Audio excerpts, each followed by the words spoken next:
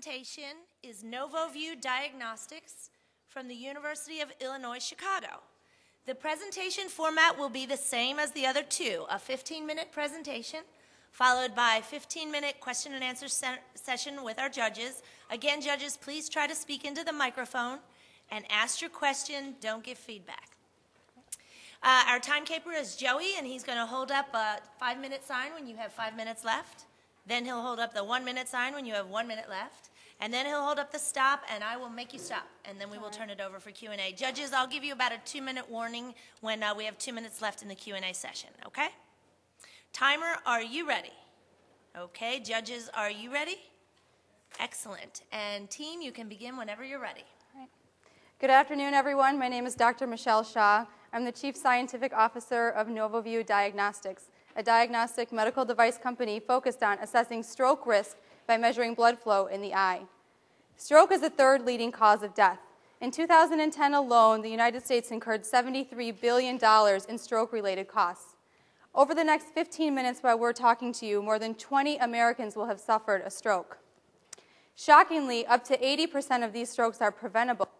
But at this time, there's lack of effective screening tools in the market in order to catch these impending strokes and stop them from happening. Stroke is often called a brain attack. When a patient has a stroke, there's an abnormality in blood flow in the brain. Science has shown that there's a significant correlation between blood flow in the brain and blood flow in the eye. NovoView Diagnostics has a patent for a technology which allows us to measure blood flow in the eye and thus assess a patient's risk for stroke. Our patent-pending iFlow technology, shown here on the left, is comprised of a slit lamp biomicroscope here, coupled with a high-speed camera. The camera captures 60 images per second. Those images are captured of the microvasculature in the conjunctiva, which is the white part of your eye. After image acquisition, the images are registered and uploaded into our proprietary software and analyzed using spatial temporal imaging techniques along with our proprietary algorithms. Ultimately, we're able to determine blood flow in the eye. And this is what we're seeing when we upload the images into our software. So here you can see individual red blood cells. It looks like we're having some technical difficulty, but we can see individual red blood cells flowing through the microvessels. Here you can see them.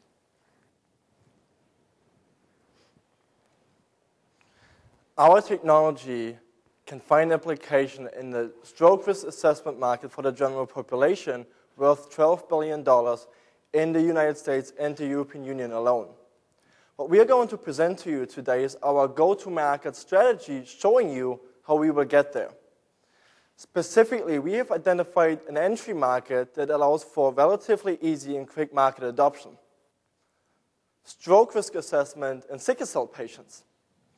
So this very niche targeted entry market allows us to mitigate critical go-to-market risks, including FDA clearance, market adoption, and obtainment of proper reimbursement by the largest extent due to some key reasons.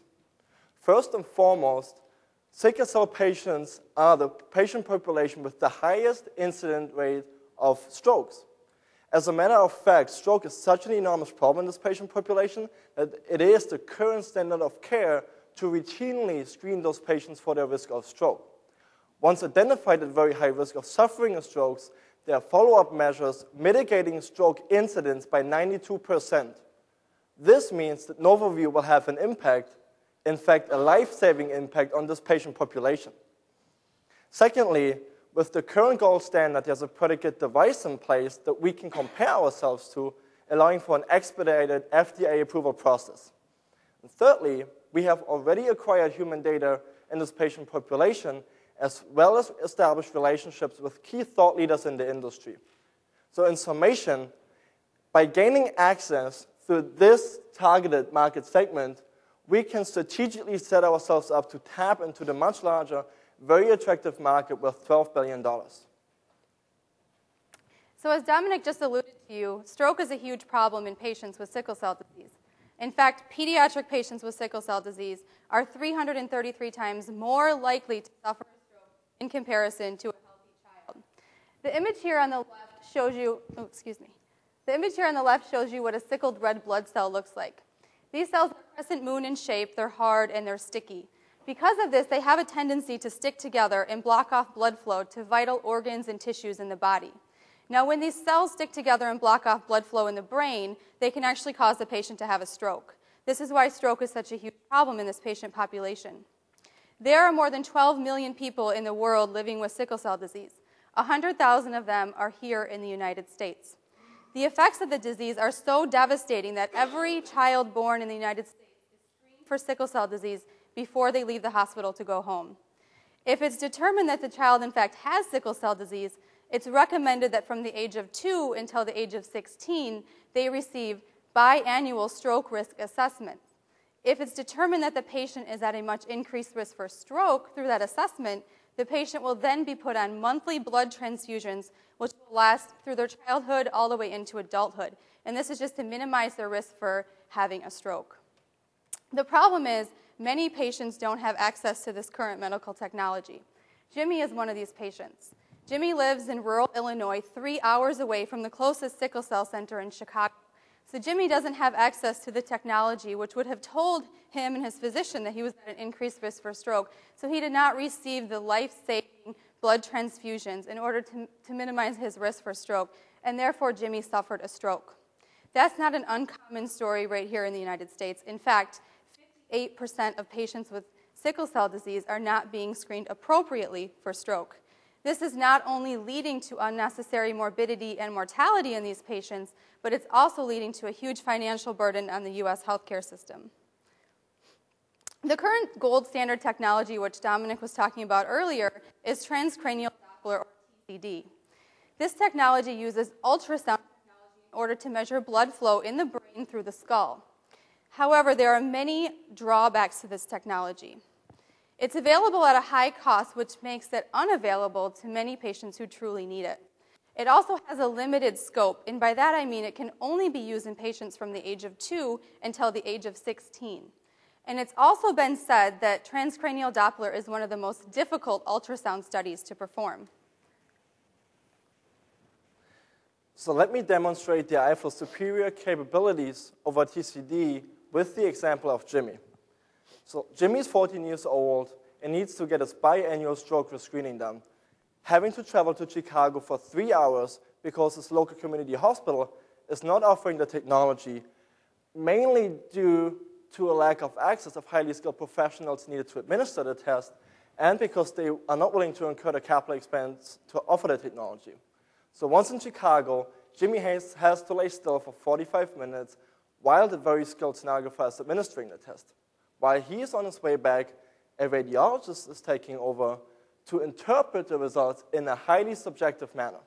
At the end of the day, both parties have incurred considerable costs. Jimmy and his family, because they had to travel to Chicago, which might have deterred his family from getting the test done in the first place, and the hospital in labor costs of paying those highly skilled professionals. Unfortunately, Jimmy can only get the test done until he turns 16 years of age, because after that, his skull will have become too thick to properly administer the test. Now, the same scenario with after introduction of the iFlow.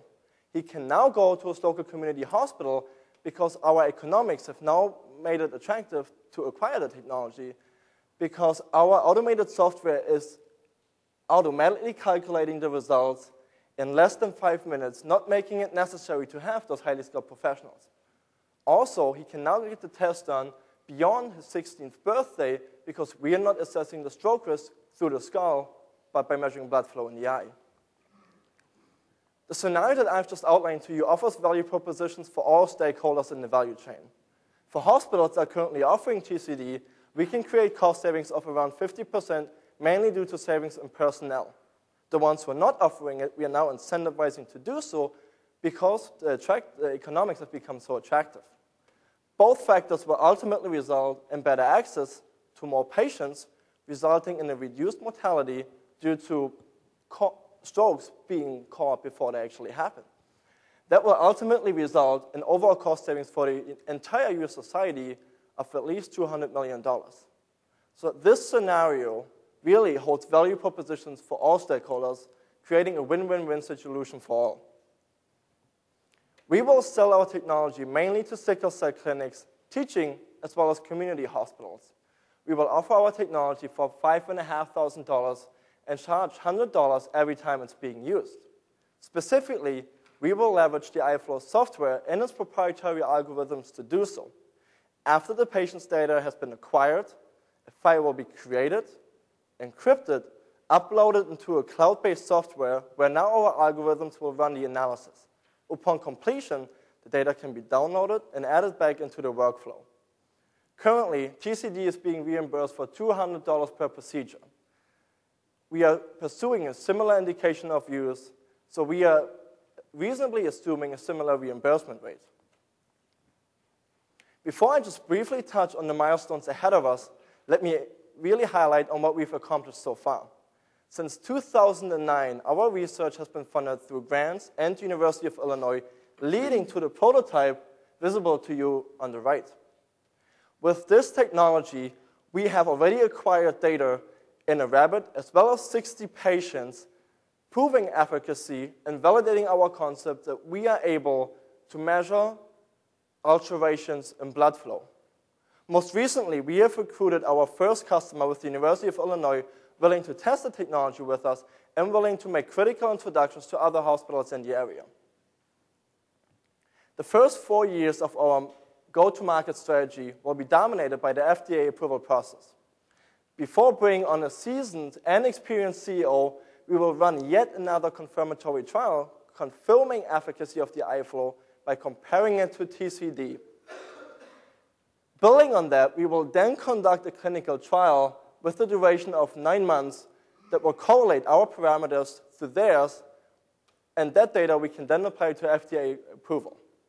While we are filing for pre-IDE status fairly early in the process, we are estimating FDA 510(k) clearance to take about 6 months, which we will be granted in Q3 of fiscal year 3, which will be followed by market entry into the United States, market entry into the European Union, and eventually market entry into the general stroke risk population in the United States.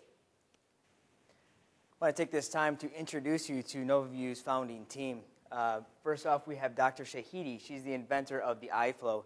Unfortunately, she's not able to compete with us here today, but she is an integral member of our team. Next up, you already met Dr. Shaw, our Chief Scientific Officer, who brings to us her experience in the medical technology field. Dominic Blanc, our Chief Operating Officer, who has high-tech sales with Siemens. Myself, my name is Joseph Sheehan. I'm the Chief Financial Officer. I bring my experience of managing multi-million-dollar budgets with full P&L responsibilities. We've supplemented our team with a very strong and experienced team of both scientific and business advisors. There's 2 people I want to point out in particular, being up top, Dr. Louis Su, who's the pediatric director of the UIC Sickle Cell Center, and his co-part, Dr. Maloki, who is the adult sickle cell program director. Those gentlemen are both considered thought leaders in their field and really have been integral in creating relationships that we've been able to build on. NovaView Diagnostics is a lean startup company that doesn't need a lot of capital requirements to bring its premier product, the iFlow, to market. Over here on the left, you'll see our sources of funding needed. We are only asking for $4 million in 2 rounds of funding. We'll be first trying to get as much of this funding as possible through grants. As Dominic mentioned, we have already begun the process for the SCTR. We have additional responsibility or opportunity through sickle cell's orphan disease status to gain easier access. On your right side is the usage of those funds. First round funding would be $450,000. With that, we would be conducting that additional human trial and begin the software and design and development. The round 2 funding of $3.5 million will be primarily used to hire a CEO, conduct the clinical trial, completion of the beta prototype of the iFlow, and bring it to market in the United States. After that, the projected revenue from the sales and use of the iFlow should be sufficient to cover all future operating expenses. It is our projection that we'll break even during the first fiscal quarter of fiscal year 5. At that point, we should have a 3.6 market penetration on our entry market of $270 million, with revenues exceeding $10 million. While other companies are busy conducting research and burning through cash, we'll already be in the market, become the gold standard in our entry market, and getting significant traction into our target market of assessing the stroke risk for sickle cell or for general population. We will be seeking acquisition after our 5th fiscal year. At that point, we expect to have a valuation of approximately $50 million. We come to that number by using a 5-time multiple of our fiscal year 5's revenue. At that valuation, we would be able to give our investors IRR of over 100% and a return on their investment over 9 times. Today, we've offered an exceptional opportunity for investment. Through our revolutionary method of addressing stroke risk in the general population, we're able to pick that low-hanging fruit and really dominate this market. We have a clear strategy and a dedicated management team that will hopefully bring us to market within their 4th fiscal years. Thank you very much. Judges, you have 15 minutes for Q&A. Say a little bit about how you make the transition from sickle cell application to the broader stroke market, and what, if any, additional FDA requirements or clinical trials are required to do that, and is any of that captured? Yes, Right, what we have right here, so that transition we expect to happen in really in fiscal year 5. And the reason why we have first chosen the sickle cell disease segment is critical to very few dimensions. First of all, with going after sickle cell disease first, we have already established a distribution channel that we can capitalize on to access that market. So for sickle cell disease patients, we're first targeting hospitals, teaching hospitals, community hospitals, and eventually primary care settings. So while we are ready to then transition into the general stroke risk assessment market, we have hopefully already initiated that process and built relationships with those primary care physicians and published research, which has been published by those leading research institutions that then facilitates market adoption for primary care physicians. Because we're very well aware that usually primary care physicians are not inclined to use technology unless it's accepted, unless it's been published about and really validated in the market, which is the reason why first sickle cell disease and then the general stroke. I guess my question was, is there any additional clinical research that's required or additional FDA approval that's required to go from Right. And the transition from the niche market to the larger? Right, there will be. So first of all, to touch on the FDA approval. So the FDA approval process is very similar to that one in sickle cell disease, which is a comparative study of ultrasound technology to our technology in a general stroke risk population, because that's the current standard, which is carotid Doppler. However, before we can do that, we really need to validate that we have really efficacy in that market as well. So before running the full-blown trial, we will first run, a clinical or a study with 20 to 30 patients comparing our device to a carotid Doppler, and then hopefully correlating their parameters to ours. And then once we have that validated, we will run another 9-month clinical trial and put that towards another FDA approval. so you see both clinical trials are included in there, and this trial actually will be funded through remaining cash reserves from the initial investment as well as the revenue that we're going to be creating, but both of those are accounted for in the financials. I thought I heard a discrepancy. You talked about selling your device for $5,500 plus $100, but I think in your business plan it suggests $25,000 and $75,000. Right. Is the material here based on which is it based on? So we have just recently changed our strategy to saying, yes, we are a medical device manufacturer, but you have to weigh it up. So what we thought, we want to decrease the price, selling it at, I think it's a profit margin of 7% right now. It's slightly above cost, to just really make sure we have market approval, to get into more locations, so to offer those customers a greater incentive. And that's why we first decreased it from, I think we first had a profit margin of 75% to only 7%, so we get in more easily, and then make more revenue with the recurring stream, which will be the software. So that's why we increased that from $70 to $100.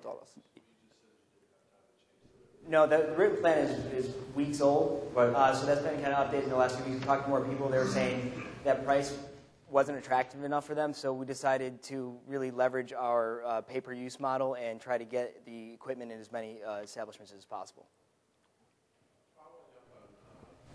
Bob's other question. So once you get beyond the sickle cell introductory market, what benefits, what kind of treatment can you give to the non-sickle cell patients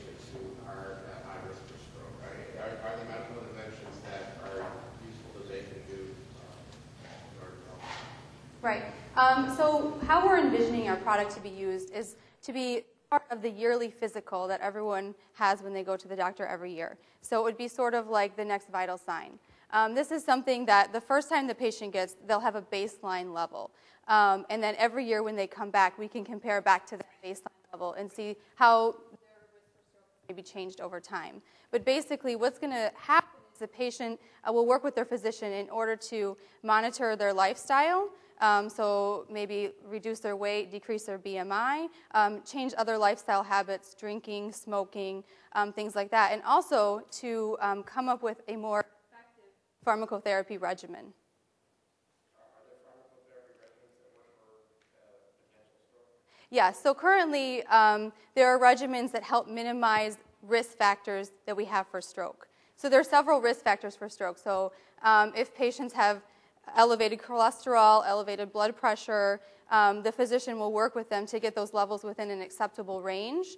So this would just be another test that the physician could take in order to see if those regimens were being maximized. I had a question on the reimbursement side. You mentioned in the plan the use of temporary CPT codes until you get to your own approved code. I guess one of my concerns is that there are a number of carriers who won't reimburse anything for a temporary code, so even if there's a dollar amount attached. So are there existing codes that you're aware of that can be used to cover this? And if so, what kind of reimbursement is it? Right. And the correct answer is, and the honest answer is, right now there's uncertainty, clearly. And we have, the preventative measure that we have taken is we've partnered with JR Associates, which is a medical device reimbursement specialist firm. And they're currently helping us to conduct a thorough assessment of the reimbursement landscape because we have surrounded ourselves with them because currently we just don't know that yet. Yeah. You have the comparable code for transcranial for sickle cell, and then you plan to transition from sickle cell to your own code, or is it just for the broader stroke that you want to look for your own code? It's just for the thing is, it would just be for the broader strokes. Our application, we're using the same technology to assess stroke risk. The patient populations just differ. The first one is for the sickle cell population, and the second one is for the general stroke risk population. But you're going from a specific category of risk to a general diagnostic of the broader population. You can't possibly imagine that the reimbursement levels would be the same for that broader diagnostic as compared with the at-risk population. And that's a good point. I think our financials are actually indicating the same level of reimbursement, but that's a very valid point that we probably would have to adjust that. Fortunately, the amount of sales that we've generated, we're predicting to generate from the sales to the general at-risk stroke population is very small, but so that would decrease probably our sales if we couldn't get the $100 per use. But yeah, something we need to look into more. Just a couple questions on the size of the market. Can this be used to identify any other disease? It could potentially be used to identify other disease, but currently the research that's been done has been done on sickle cell anemia patients. So I can imagine that it can be used on other disease states, looking at the eyes of patients who are diabetic, but I can't tell you for sure because the research isn't there. The research that we've obtained so far is for patients with sickle cell. And so this particular product is really designed specifically for just this particular imaging of the eye? Yes. Okay. And can optometrists and ophthalmologists do this technique? Yes, absolutely. We've actually spoken to optometrists as well as ophthalmologists to sort of see the feasibility of using this device in their setting. What we found is that for ophthalmologists, they're typically a very specialized field. So patients who go see an ophthalmologist are really only going there if they're having a very specific eye problem. It's not a position that they follow up with on a regular basis. Whereas an optometrist is someone that most of us do follow up with on a regular basis for our yearly eye exam. So that's a much bigger potential for us to potentially go after optometrists. And we are consulting with them to sort of see the feasibility of having an add-on device in their office where along with retinal imaging they could also do conjunctival imaging. Because they do have the slit lamp in their office already, so at that point our equipment costs are kind of cut in half, so we'd probably be able to offer it relatively cheaply to them to get it into all optometrist offices. So it's something we're looking at. Okay, that's interesting. So it's only half the cost if you're dealing with an optometrist. Well, our equipment costs, because if they have the slit lamp in place, we can have an attachment that for the high-speed camera, and then it's just the software in the camera at that point in the attachment. So it does take a significant portion of our cost of the machine. Which could be a market opportunity. Right, absolutely, yes. But you're starting out going to those community hospitals that might not have today the transdermal, or transcranial equipment, and those places that have transcranial equipment as the primary initial market. How many transcranial devices are out there in the United States right now? See, actually, it's the device would actually be a regular ultrasound machine. So what it is, it's an ultrasound machine that's operated by a sonographer radiologist, and just one capability of that machine is transcranial Doppler. How many centers have capacity to provide that kind of diagnosis? Currently in the United States, there are about 180 really certified sickle cell centers. Data is really, really hard to acquire, really hard to get, but we really estimate it to be the limit of 300, maybe 300 to 400 centers, because there are really metropolitan areas where it makes economic sense to offer that, to have the highly skilled personnel, because you need a lot of training to actually administer the test. But beyond that, everything that we talk about community hospitals, it's very unlikely for them to just have the personnel resources to do it, because you need very specialized training. So they may have ultrasound devices, but they just might not have the personnel to administer the test. So what's my FDA approval? I have it in my head that it's 10 years. Do you think you can do it in 3? Mm-hmm. And there's can we go back to the appendix, please, Joe? Right, and the reason for that being is they're predicate devices that we can compare ourselves to. So FDA 510K process, slide 24, actually substantial equivalency will be claimed to 3 devices. So one is the CCD camera, one is actually the biomicroscope slit lamp. Both are similar in use and similar in technological capabilities, and transcranial Doppler will be used to compare our device to when it comes to indication of use. So we have 2 to compare ourselves to in technology, similarity, and 1 that we compare ourselves to really because we are pursuing the same indication for use. And those 3 devices is what we base our substantial equivalency on. Yeah. Was there anybody on your team or your advisory team that's developed a device and gone through the 510K process? I didn't catch it, but are you outsourcing? Can we go right to the advisory board, please? Actually, right, we have one very experienced business advisor, Taylor Layton. So he has actually walked, I think, 138 protocols through 15 FDA 510K approvals. We are talking to him on a very close level. We have also been advised to him that that is the way to go, the FDA 510K approval. And he is also in the medical device advisory committee. So he is right there, he's talking to him, he's very involved in the community. So we are confident about this. As well as these two business advisors as well have taken things through the FDA process. Judges, we have 2 minutes left. I have a question about your intellectual property. You mentioned the business plan that you're not going to be patenting the algorithms because you want to keep those as trade secrets. So, but you did mention you are filing patents. So, yes. What are you actually filing patents on? Right. So PCT application has been filed along with a provisional application. There is action that's due on the patent coming up this May. Basically, the patent covers everything from image acquisition, image registration, and image analysis. We've been advised by partners at Cardinal Gates in Chicago, and basically they advised us that it would be best to keep the algorithms as a trade secret. So we're going off of their... And what's worth pointing out there is the applicability of the patent is not limited to sickle cell patients, so it's really an application patent for stroke risk assessment.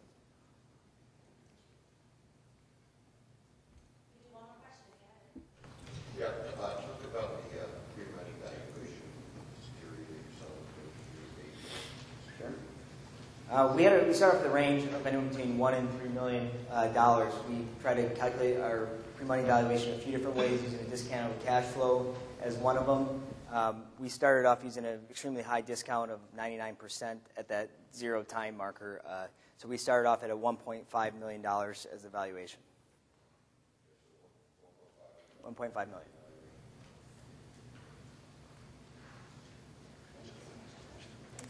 Thank you.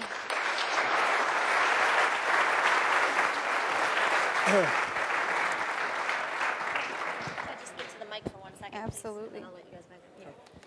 Thank you very much, University of Illinois Chicago. We'll take a 10-minute quick break and be back here for our final presenter.